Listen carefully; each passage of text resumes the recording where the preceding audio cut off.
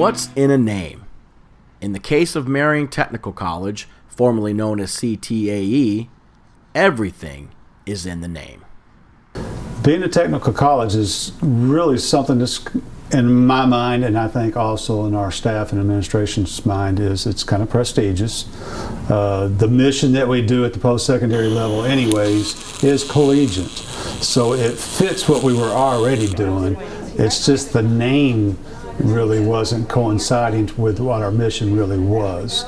If you've driven down State Road 200 and you've looked either right or left and seen our building, you see CTAE. Many people were going, we don't even know what you do. Now when you see Marion Technical College go up on the side of the building, you'll be able to look and you'll recognize it as a higher institution of education.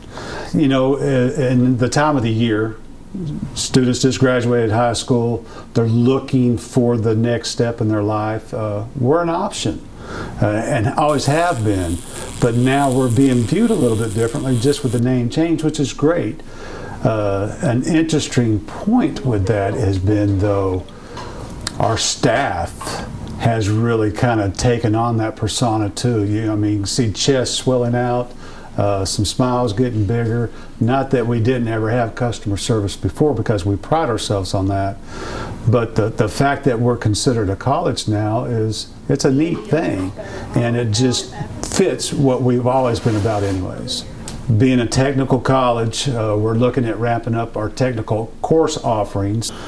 We've expanded our welding program. We just did a $400,000 renovation in the back end of the building there, with the mission of Career Source and the CEP here locally.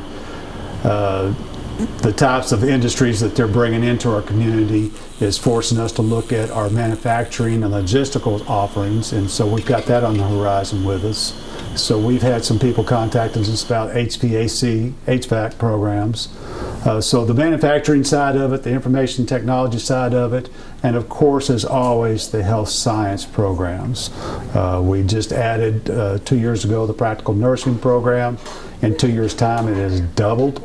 We're busting at the seams, which is a good problem for us to have to deal with as administrators, is find out what we're going to be able to do to meet that need.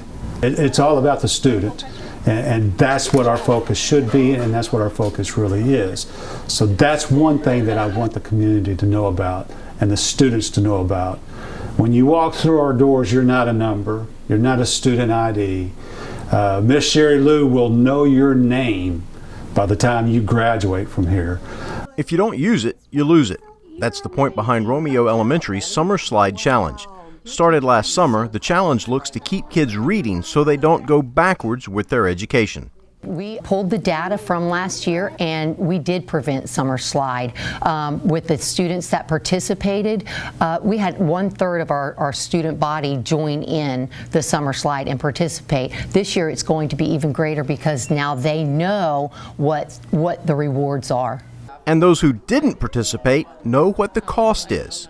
I think you definitely need to have your child read at least 2-3 times a week to keep them up to where they should be, because if you don't, they will definitely slide down. He did last summer, and we saw the difference when he went into first grade. So this year we're trying to keep him at least at the same level he left school. Right before school ended, the program allowed students to pick out 3 free books to read over the summer. It puts high-interest books in the students' hands, students that may not have level-appropriate books in their home. It puts those books in their hands so that they can continue reading. Through reading, of course, fluency is maintained, comprehension, vocabulary is built. Last Tuesday, the school hosted 3 book swaps where students could trade in the books they had read, or in one case, couldn't read, for new ones.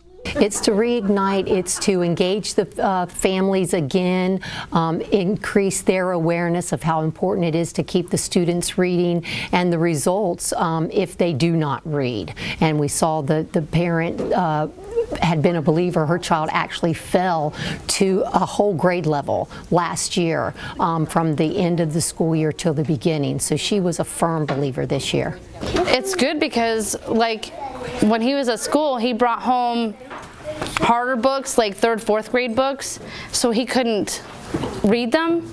So coming here, he can swap them out and pick ones that are actually his reading level. All right, buddy. So let's, you know what we'll do? We'll look at them. You can see what interests you. And then when you open it up, we'll just make sure it's fun, fast, and easy for you. Okay? All right. Reading is its own reward, but there are a few other perks for students participating in the challenge. Everyone that takes the Summer Slide Challenge will show up an hour early to meet the teacher.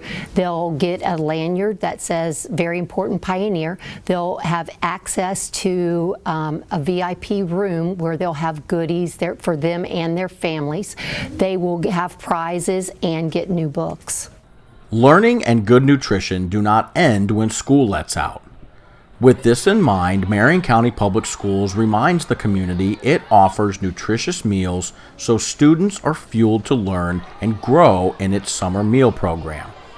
The Summer Food Service Program provides free, nutritionally balanced meals to any student who wants to eat.